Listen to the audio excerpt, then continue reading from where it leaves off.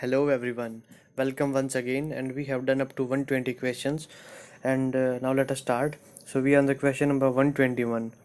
Which of the following amendments to the Indian Constitution empowers the President to send back any matter for reconsideration by the Council of Ministers?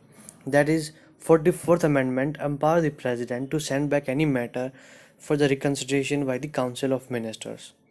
Next question. The term of Lok Sabha. This is about the extension of Lok Sabha term. It can be extended up to 1 year only when the national emergency is there.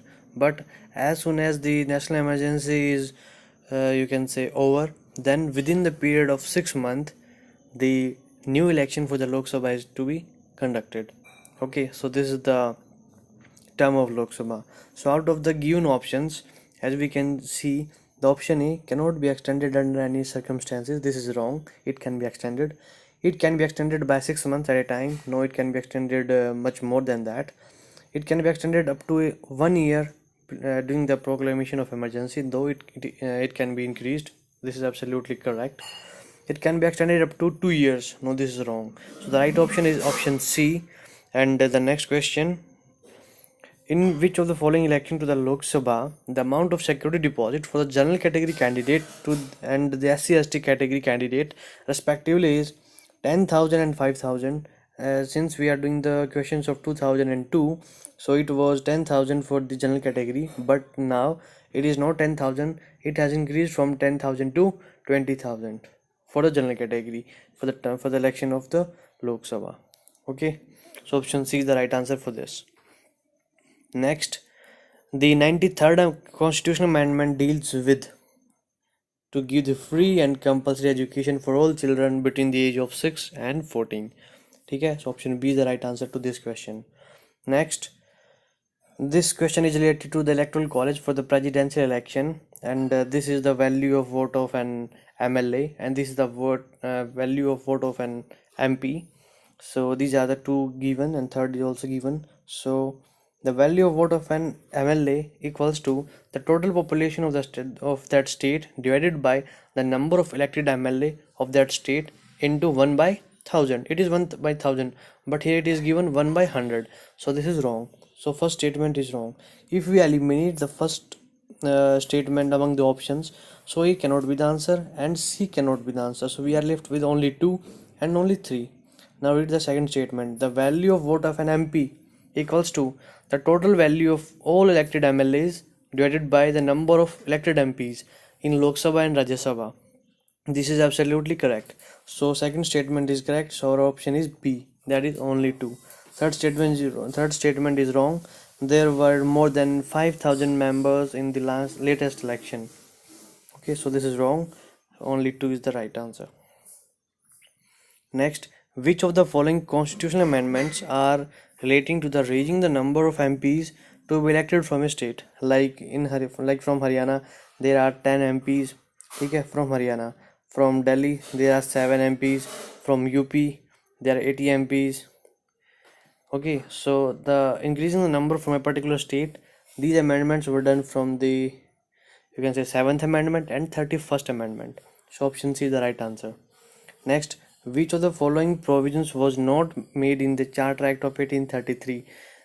Since we have also discussed this Charter Act of 1833 in the previous video, this Charter Act of 1833, it ended the monopoly. It ended the monopoly of East India Company even in trade with China and also in the field of tea. And in 1830, all the, you can say, monopoly was ended, but the remaining monopoly in trade with China and tea was still remained, but it also came to end in 1833. And in 1833, the Governor General of Bengal was transformed to Governor General of India, and William Bentinck was the first Governor General of India.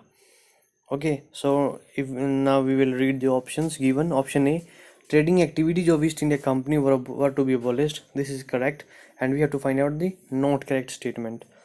The designation of the Supreme Authority was to be changed as Governor General of India. This is also correct, as I told you just. Next, all lawmaking powers to be conferred on the Governor General Council. This is also correct.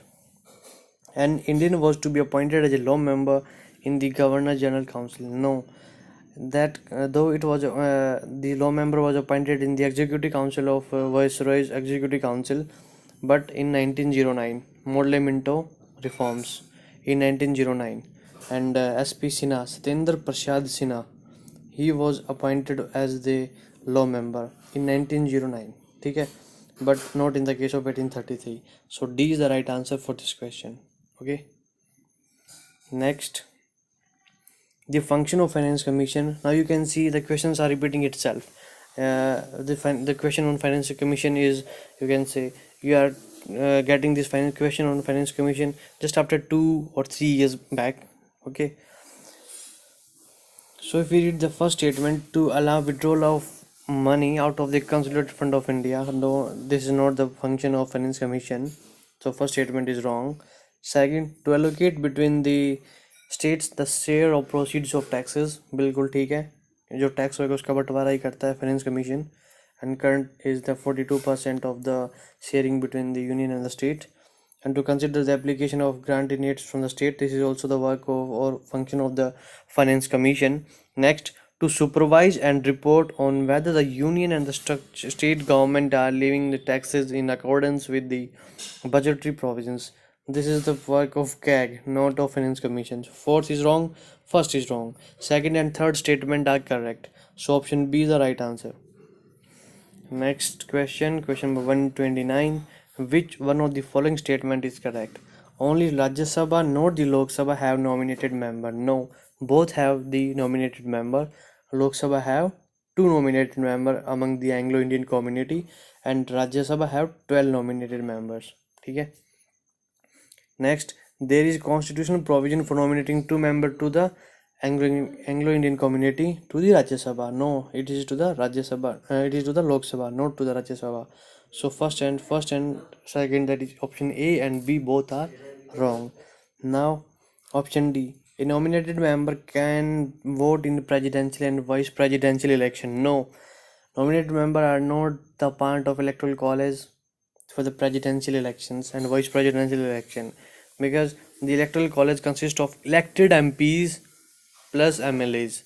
Okay, elected MPs, not all MPs, only elected, not nominated. So option D is also wrong. So we are left with option C, that will be the right answer, and it says there is no constitutional bar for a nominated member to be appointed as a union minister. किसी भी nominated member को union minister बनाने के लिए constitution ने कभी भी मनाही नहीं की है, इसका मतलब ये है. ठीक है.